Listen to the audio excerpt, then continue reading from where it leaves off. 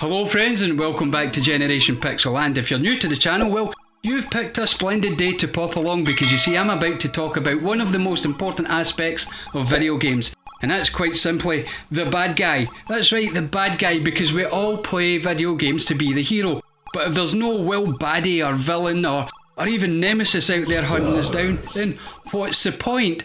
Now I'm going to talk about, well, my top 5 bad guys, but because this is the channel's 1 year anniversary, I've invited along 5 other content creators, 5 other friends of the channel who are going to tell us all about their top number 1 bad guys. So if you want to see this glorious fest of baddies, then you just wait until after the titles.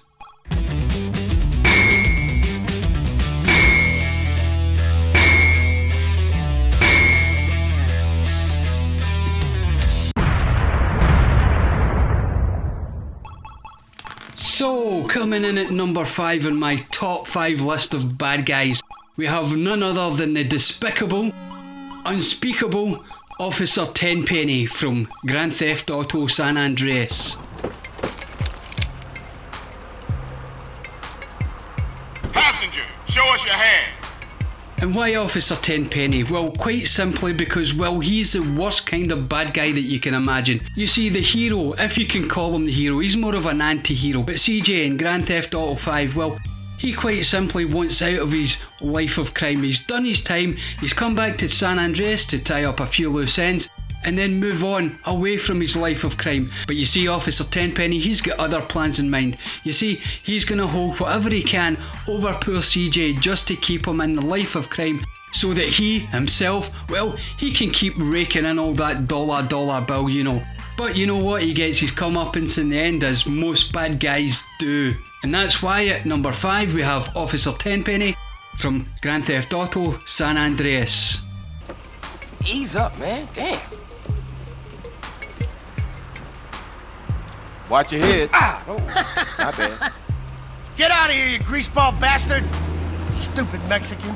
Coming in at number 4 in my top 5 all-time bad guys in video games, we have none other than Albert Wesker, the fearless leader of stars, or well, so he should be, but you know what? He is one of the worst kind of bad guys you can get. Who are you?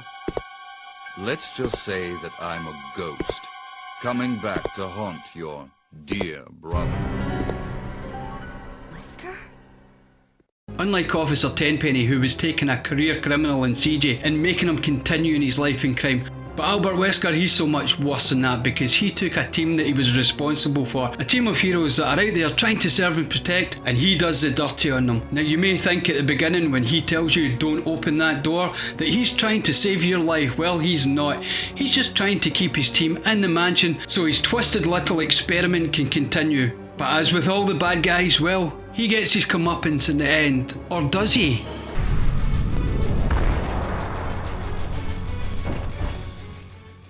Coming in at number 3 on my top 5 video game bad guys of all time, we have none other than Luca Blight from Suikoden 2.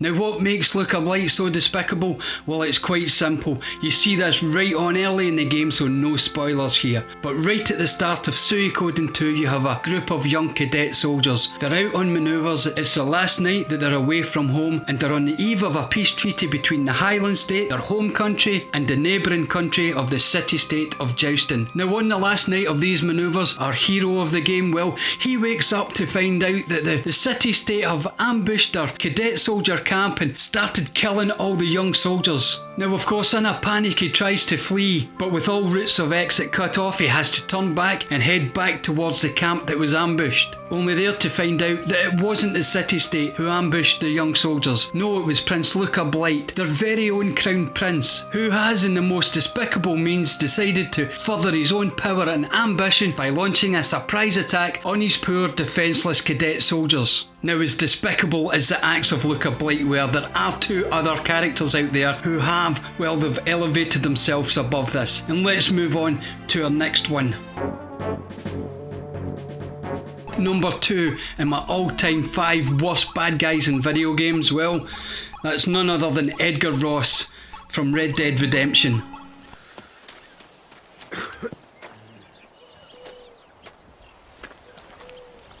Well, Mr. Marston, it seems like your mentor Dutch no longer looks quite so kindly to his student. That man is insane. Now, I would imagine that most of you out there are aware of Edgar Ross, the federal agent who gets our hero, John Marston, to hunt down his old gang. And in return for this, well, John's supposed to get back to the farm life with his wife and child and live out the rest of his days in peace. Because you see, John, much like CJ from San Andreas, he left behind the life of crime and wanted to do nothing more than live out the rest of his life in peace with his family. So I can almost hear you thinking, what makes Edgar Ross more despicable than Officer Tenpenny, considering of the situations they're in? Well, it's all down to the ending. You see, Officer Tenpenny, he didn't care if CJ lived or died, but Edgar Ross, well, he had other plans in mind. But it's the ending, or at least the ending for John, that really elevates Edgar Ross way up higher than Officer Tenpenny ever could reach. And that's why he's my number 2 bad guy in video game history.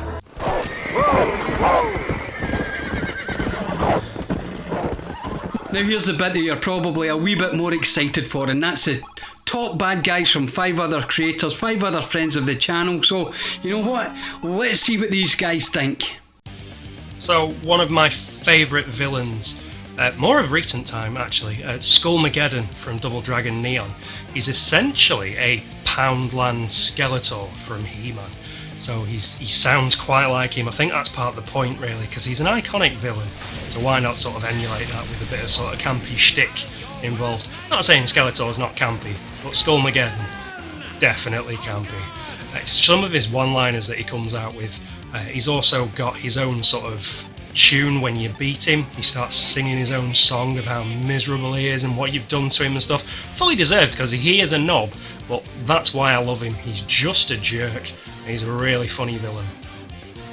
What's going on YouTube? This is David, the lame dad, and I've got a very special video today for you. Now my good buddy Stu over at Generation Pixel, a good Scottish lad that he is, he reached out, and brother, I really appreciate you thinking of me. I really appreciate the opportunity, and I hope I can do you some justice here. But he reaches out and he asks the question, what is your favorite baddie? What is your favorite villain? What is your favorite bad guy? Now there's a couple that come to mind.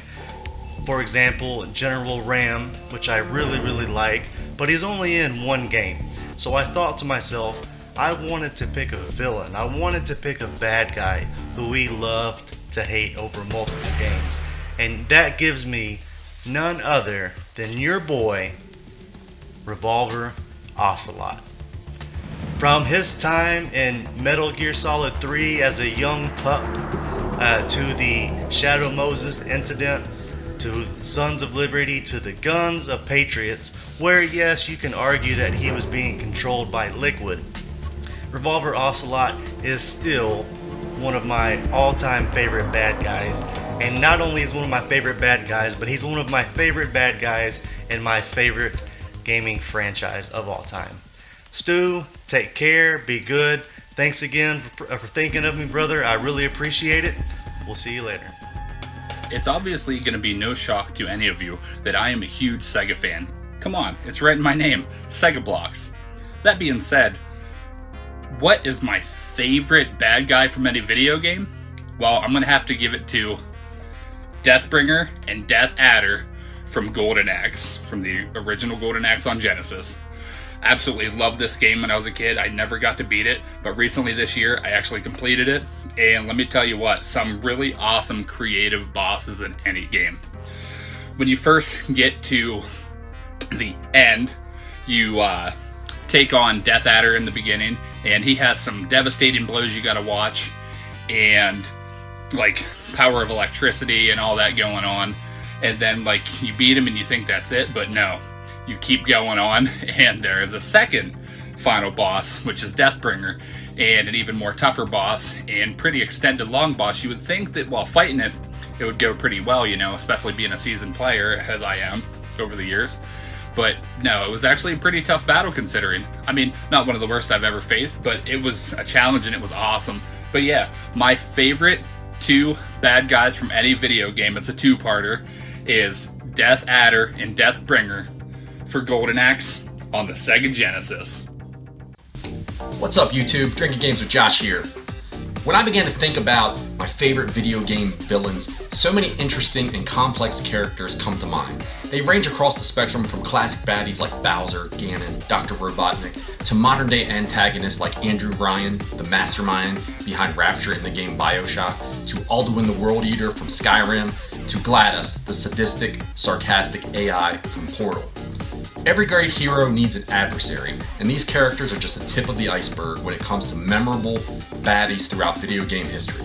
But to appreciate where we are and what the future may hold, we need to step back in time. The year was 1980, and everyone caught Pac-Man in the air. I got a pocket full of quarters and I'm headed to the arcade. Pac-Man was released in Japan in May 1980, and in North America and Europe later that same year. When Pac-Man was conceived, game designer Toru Iwatani wanted to break away from the violent themed shoot-'em-up style of arcade games of the time like Asteroids and Space Invaders. Instead of fighting off attackers by shooting at them with guns or lasers, Pac-Man chomps his way to victory. Standing, or floating, in his path were the original video game villains, the Ghost Gang, with one singular goal, the complete annihilation of Pac-Man and his entire family. For the sake of time, we'll call them by their original nicknames, Blinky, Inky, Pinky, and Clyde.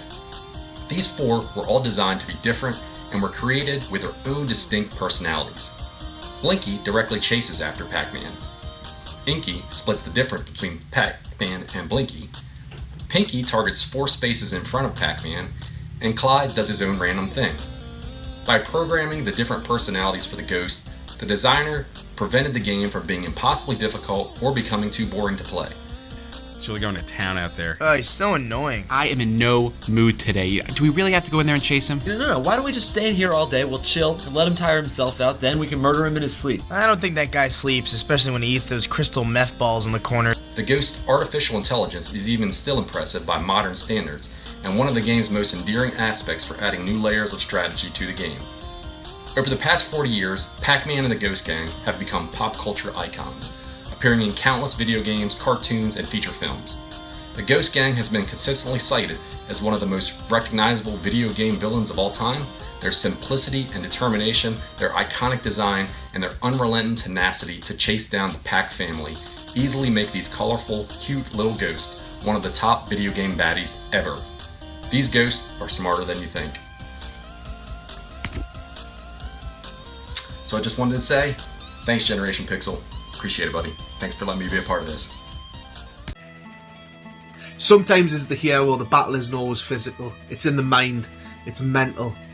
It has you questioning, am I the hero after all? Or am I the anti-hero living out a nightmare in my mind? Now there's a town covered in fog that draws people in with cruel and evil pasts. It has them questioning what is real and what is not. Moving you from one world to another with a click of a hand.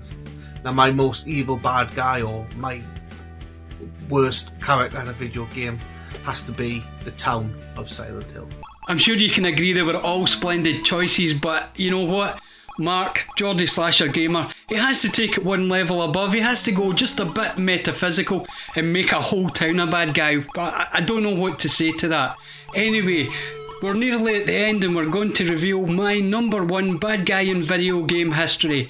And that bad guy, well, it probably shouldn't. It will take you by surprise, but it probably shouldn't when you think about it.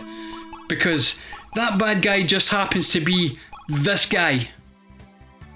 That's right, this guy who sits beside you playing Mario Kart, he's your buddy all day, he's been your buddy all your life, but the second he gets that controller in his hands and he's just behind you, you know he's getting those blue shells, you know he's getting those red shells. It doesn't matter what you do, how well you like each other, how long you've known each other. This guy here will be the most despicable person that you have ever met in video game history, because he will stop at absolutely nothing to destroy you, and not just your video game hero, you there sitting beside him. Friends for life, enemies forever. So there you go, that was my top 5 bad guys in video game histories, and if you've enjoyed this video then please give me a like, because it makes such a difference to the channel, but more importantly it makes a difference to me too. And of course, if you want to talk about your top 5 bad guys, or even just top 1 bad guy, then drop it down into the comments, or if you've got your own channel, you know what I say, upload your own video and we'll all watch that as well, because we just love watching each other's content. Now, as I said, this is the end of a year, because this is the first year that Generation Pixel has been running, and I've had a thoroughly good time. So if you want to see next year's content, well, the subscription button is always there, it's always free, and you can always change your mind. And until next time, thank you very much for watching this year, and cheerio!